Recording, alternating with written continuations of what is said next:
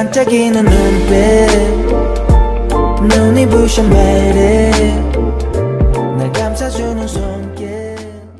While searching for a missing name tag, Shin Yojin, who had spilled something on her vanity, finds a talisman hidden under her bed. The name tag is nowhere to be found and she wonders where a piece of paper attached to Yojin's drawing went. The drawing had been placed on the vanity, so it should be there, but it cannot be seen. If Choi Myung-ji finds out that Yojin died in the orphanage, it will expose everything. Shin Yojin is determined to find the name tag quickly. As she searches, she realizes that the mark from Yojin's drawing in the orphanage have vanished. Shin Yojin then thoroughly searches the room and eventually finds the name tag under the bed. But there is more hidden beneath, an ominous talisman that Choi Myung-ji had placed there. Shin Yojin is horrified to discover that the talisman is meant to curse Yojin. Although she has received threatening letters before, she never expected something like this under her bed. Considering the tight security in her home, it seems impossible for anyone to have sneaked in. But who could have placed it there? Who is trying to frame her with such a thing? While talismans can sometimes be used for good, given the recent events, Shin Yojin doubts its positive purpose. She instructs her secretary to investigate the talisman. Her secretary informs her that the talisman is not aimed at her but at Yojin. It turns out to be a talisman meant to drive away spirits. Shin Yojin is shocked by the use of Yojin's name and wonders if Choi Myung-ji and Yoon Se-young knew that Yojin was dead. Only they could have freely entered her room and done this. Shin Yojin contemplates their motivations and is certain they are behind the act. Despite her suspicions, her secretary points out that this can't be evidence that Choi Myung-ji killed Yojin. Shin Yojin, however, orders that Choi Myung-ji be called in. When confronted, Choi Myung-ji tries to make excuses, claiming that a shaman gave her the talisman to help with Shin Yojin's sleeping problems. Shin Yojin, however, is not convinced. She tells Choi Myung-ji that her flimsy excuses have only revealed her true nature. Despite the confrontation, Shin Yojin pretends to forgive her but secretly vows to uncover every secret that Choi Myung-ji and her daughter are hiding. She warns them not to do this again. Meanwhile, the truth about Yojin's fate starts to surface. Shin Yojin reveals that Yojin is alive and has been found. Shocked, Choi Myung-ji and Yoon Se-young are left to question the truth. As Shin Yojin prepares to reunite with Yojin, tensions rise between them and the implications of Yojin's return become more complicated. As the story progresses, suspicions about Guhana being Yojin grow. However, the truth remains unclear. Guhana is confronted with the past, including a lace hat that Yojin once wore, which could be the key to unraveling the mystery.